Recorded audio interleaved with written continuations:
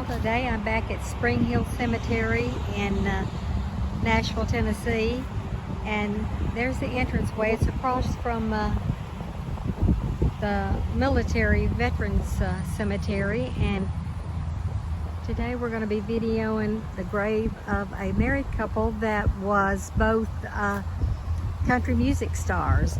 That is of Kitty Wells and her husband, Johnnie Wright. Kitty Wells was the first solo female country music star to have a #1 record on the charts, to sell 1 million records, and the first female one to have a headline a syndicated television variety show. And you'll notice there's a crown up on the top, and that's because Kitty Wells has often been referred to as the queen of country music. Now let's take a little closer look at the other part of the giant monument they have here. Of course, it has guitars, as they both were guitar players, with their names on it. And there's the one of Kitty.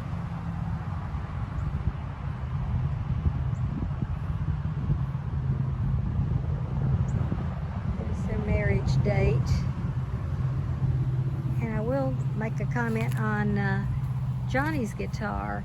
He was born with the Johnnie spelled Johnnnie, but on one of his record labels they had it as Johnnie spelled the way you see it most often, Johnnny.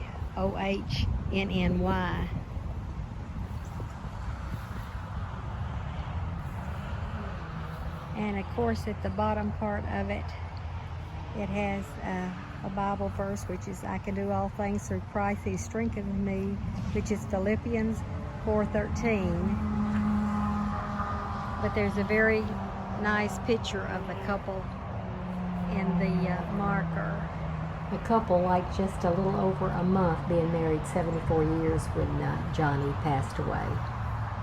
And I'll step back a little bit so we can get a view of it all together. As we step back to get a better look at the complete marker, I'd like to mention a couple of things about the couple. They both were members of the Grand Ole Opry for many, many years. Johnnie Wright was involved in the helping get the Country Music Hall of Fame built, but he's not inducted into it as of this date. However, Kitty Wells has been inducted into the Country Music Hall of Fame. Also, in their early years, Johnnie would sing with Kitty and his sister, and it was under the name of Johnnie Wright and the Harmony Girls. Kitty was born with the birth name Ellen Muriel Deason, but she'll be forever remembered as Kitty Wells in the country music world.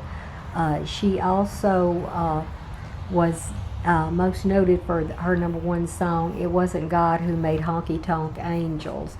Now Johnnie, on the other hand, is better known for a duo group when he would sing with his brother-in-law, Jack Anglin.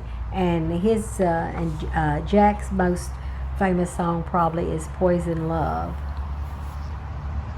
As we walk around to the back of the monument, you'll see that there's nothing written on the back, but it shows how close the entranceway really is to the grave site.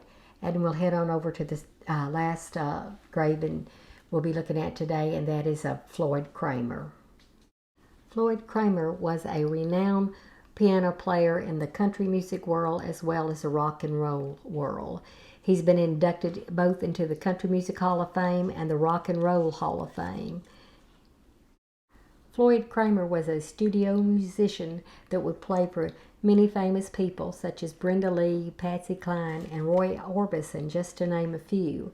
He also performed in Elvis Presley's band for a while, and if you've heard the single Elvis of Heartbreak Hotel, it's Floyd Cramer that's playing the piano on that. But he's most famous for a song he wrote and performed himself, The Last Date.